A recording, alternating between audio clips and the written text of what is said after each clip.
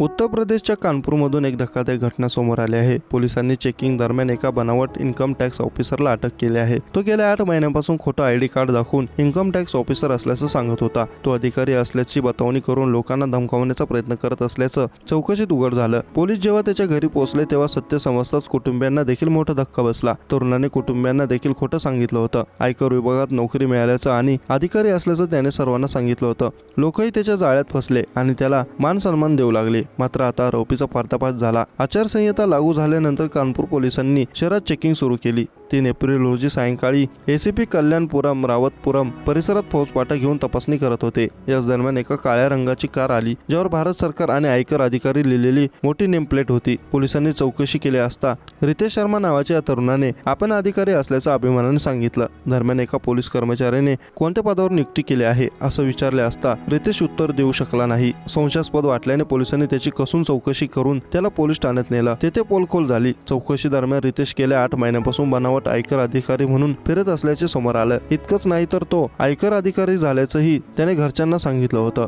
त्यांच्या कुटुंबियांनी आनंदाने पूजा केली। 200 ते 250 लोकांना बोलवून मोठी पार्टी देखील केली होती। रितेश शर्मा रोज कामाच्या वेळी घरून निघायचा आणि संध्याकाळी परतायचा। आधी बाईक होती, पण नोकरीच्या बहाण्याने वडिलांकडून गाडी घेतली। तुमचा मुलगा आयकर अधिकारी आहे असं त्याने वडिलांना सांगितलं। तो बाईकवरून गेला तर बरं दिसणार नाही। मिळालेल्या माहितीनुसार रितेश परीक्षेची तयारी करत होता। तयारी करूनही निवड न झाल्याने त्यांनी बनावट अधिकारी बनण्याची योजना आखली। सध्या पोलिसांनी त्याच्यावर गुन्हा दाखल करून तपास सुरू केला आहे।